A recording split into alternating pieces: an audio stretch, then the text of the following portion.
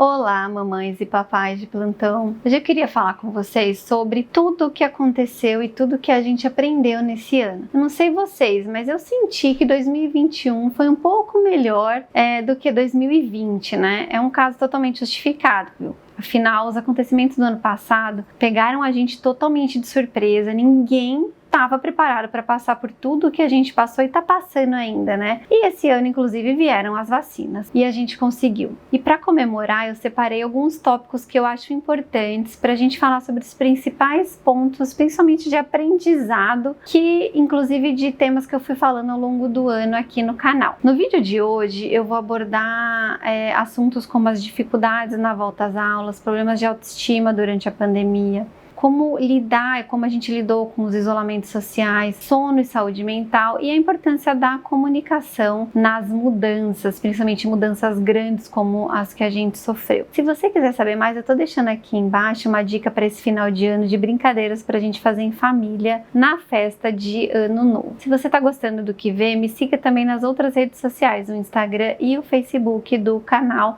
Carol Psimãe. Bom, quando a gente pensa na história do mundo, uma das maiores verdades é que muitas gerações foram moldadas por grandes crises globais e a gente está passando por uma delas, não tenho dúvida. Quando se trata da Covid, toda a questão do vírus, ela foi encarada de maneira diferente, por óbvio, pelas crianças e pelos adultos, né? Nós adultos tivemos que fazer as coisas acontecerem, mas para as crianças foi uma mudança muito abrupta. Tudo, né? Na rotina, no que pensar, e hoje eu tenho visto como as crianças têm lidado com isso. A mente infantil, ela funciona bem diferente da nossa, dos adultos, né? Eles dependem de segurança, certeza e conforto da rotina, isso é fundamental para as crianças, e quando a gente tira tudo isso do alcance delas, elas sofrem muito, a gente também, mas elas, eu acredito que um pouco mais. Claro que mesmo com mais leveza, quem conseguiu, as crianças passaram por grandes mudanças, né? A volta gradual das aulas, distanciamento, uso de máscaras, e tudo isso trouxe muita confusão na cabeça dos nossos filhos e também acabaram mexendo, por óbvio, com questões comportamentais. Nesse momento, a gente precisa levar em conta que 2022, pelo menos eu acho que no início, até o meio do ano, a gente não vai ter nenhuma grande mudança do que a gente está vivendo isso. Quero estar errada. Mas, por essa razão, vamos falar dessas questões agora sobre 2021. Para quem ainda não me conhece, eu sou a Carol Ferreira, sou mãe de 3 meninos, psicóloga, mestre em desenvolvimento motor e idealizei o canal Carol Psimãe com o intuito de facilitar o cotidiano familiar e também propor novos diálogos sobre contexto familiar e desenvolvimento infanto-juvenil.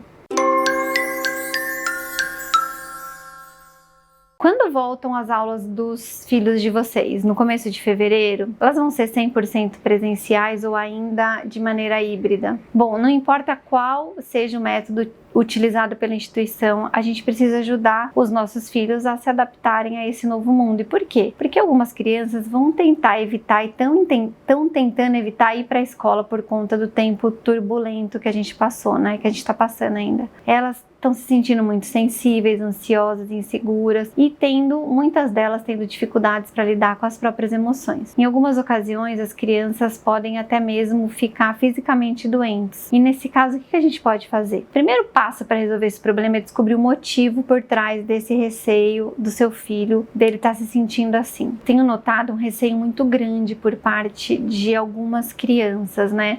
A gente falou muito para elas sobre a importância de usar máscara, sobre a necessidade de manter o distanciamento social. E aí, por exemplo, semana passada eu fiz a festinha do Luca, né, de aniversário, na verdade algumas semanas atrás, e aqui em São Paulo a gente está com a vacinação bem avançada, e aí reuni todos os amiguinhos da escola, e tiveram algumas crianças que não tiraram a máscara, mesmo a mãe falando que elas podiam tirar. E elas falaram, não, eu não posso tirar por causa do Covid. E aí, né, a gente vê esse receio e essa questão, as crianças, elas levam as coisas muito a sério, o que é bom, né? Mas elas estão com muito medo do vírus, com muito medo da morte mesmo. Muitas crianças passaram por essas situações em suas famílias ou com pessoas próximas, e até por isso tem muita criança que tá com medo de ir pra escola, e a gente é super compreensível, né? E aí mudanças na vida familiar, isolamento, timidez, intimidação também podem contribuir para tudo isso, como eu falei para vocês. E aí quais soluções a gente pode pensar para esse tipo de coisa? Primeiro a gente precisa investigar o motivo, né? E aí depois tratar o problema fazendo o quê? Encontrando os motivadores. Como assim, Carol? Pensa um pouco, qual que é a coisa preferida do seu filho na escola, por exemplo? É praticar esporte, é brincar com os amigos, né? A gente precisa identificar e partir dessas preferências. Além disso, é importante também falar para a criança sobre técnicas de respiração, relaxamento e dar ideias, ferramentas para eles aprenderem a irem controlando as próprias emoções. E já que a gente está falando sobre escola e volta às aulas, eu queria abordar um dos pontos que mais fizeram pais me procurarem no consultório nesse último ano, que é a autoestima dos filhos. Antes de qualquer coisa, a gente precisa quebrar o tabu que a autoestima tem a ver com vaidade, principalmente se a gente está falando de crianças e pré-adolescentes. Quando os nossos filhos estão com uma baixa autoestima, eles podem se sentir satisfeitos com o que são e como são, e se sentir inseguros e não conseguirem lidar com situações mais difíceis. Pior de tudo, eles podem sentir que não são aceitos no próprio ambiente, inclusive familiar. Esse cenário nunca foi incomum, mas eu sinto que ele se agravou desde o início da pandemia. Claro, os pais ficam desesperados porque não sabem o que fazer. É uma situação preocupante? Claro que é, mas a gente precisa manter a calma, porque tudo isso pode ir melhorando com atitudes dos pais. O ponto inicial para você ajudar o seu filho é a maneira como você o trata. Nesse momento, eu te convido a pensar um pouco sobre a relação que você mantém em casa. Você costuma fazer comparação, por exemplo, mesmo que te pareçam inofensivas? Essa é uma grande questão, porque na cabecinha das crianças, elas não levam isso da melhor maneira possível. Por exemplo, também falta de atenção, reprovação constante, acreditar que um acontecimento na vida delas é uma besteira, não dar devida atenção às questões ou críticas constantes, ainda que a gente ache que a gente está fazendo crítica construtiva. São coisas que acabam contribuindo para o desenvolvimento de uma baixa autoestima. Você já parou para pensar se você está agindo dessa maneira mesmo sem perceber? Se você está tendo alguma dessas atitudes? Então eu chamo a sua atenção agora, queria pedir para você repensar sobre isso. É indispensável também a gente ajudar o nosso filho a se sentir valorizado. E aí eu já falei para vocês também, não é a gente elogiar e falar que tudo que eles fazem é maravilhoso. É uma questão da gente elogiar e reconhecer as atitudes deles, a maneira como eles estão agindo frente às situações. Inclusive ajudando os nossos filhos a descobrirem os seus próprios talentos. Nesse ambiente a gente precisa saber que nem sempre a gente vai acertar e nem eles vão acertar. Então a gente precisa se concentrar nas áreas que ele está se sentindo melhor e lembrar sempre, como eu disse, de elogiar as atitudes em relação às coisas que ele se propõe a fazer. Aproveitando esse enorme gancho em relação à autoestima, eu queria chegar no ponto que bateu recorde de pesquisa no Google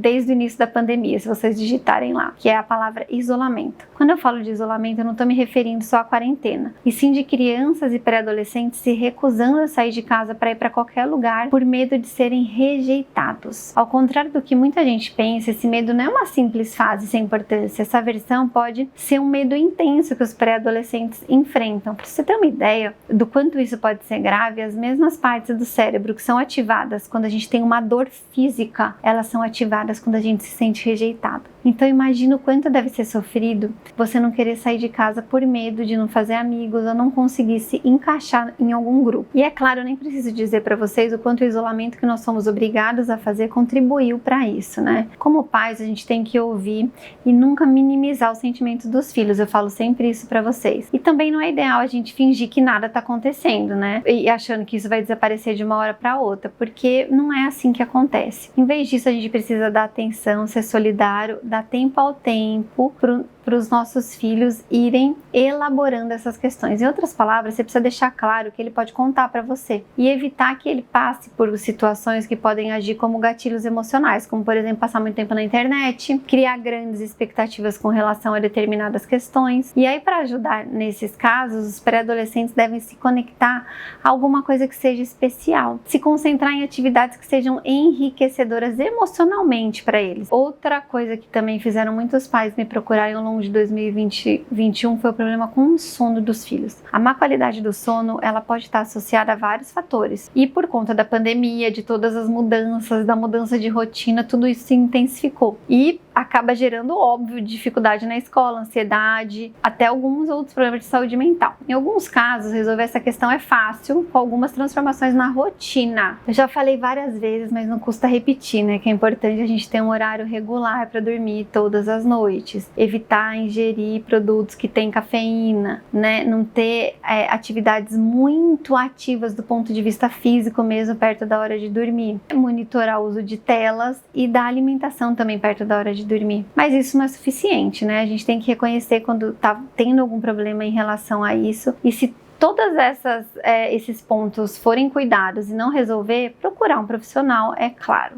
E por último, né, e não menos importante, eu não podia deixar de falar de novo para vocês sobre a comunicação com os nossos filhos. E por quê? Porque não importa o quão complicado seja o momento que a gente está passando ou quantas mudanças a gente tem que enfrentar, como a que a gente está passando e a gente passou, né, em períodos ainda mais difíceis da pandemia, a comunicação saudável é um dos grandes pilares para um bom desenvolvimento do relacionamento entre pais e filhos. Mas calma, quando eu estou falando de comunicação, não quero dizer que você tem que falar e esperar que o seu filho escute tudo que você está dizendo. Eles são crianças, pré-adolescentes, eles estão justamente passando por uma fase de achar que o que a gente fala não é tão importante e tão interessante, que eles sabem mais que a gente. Por isso é importante a gente deixar que os nossos filhos falem sobre assuntos que sejam do interesse deles, aí mostrar respeito e interesse também pelas opiniões deles. Se você discorda de alguma coisa que eles falam, tudo bem, todo mundo tem o direito de discordar, mas a gente tem que manter o respeito sempre, né? E nunca invalidar as ideias que eles apresentam. Por exemplo, você está querendo conversar muito com seu filho sobre algum assunto específico, pergunta se é um bom momento para vocês terem essa conversa, porque apesar de novos, eles às vezes se sentem dispostos para socializar como qualquer outra pessoa, né? E não esquece que a gente está passando por grandes mudanças e justamente por esse motivo a gente precisa estar ao lado dos nossos filhos para ajudá-los a enfrentarem essas incertezas e as dificuldades que todas essas transformações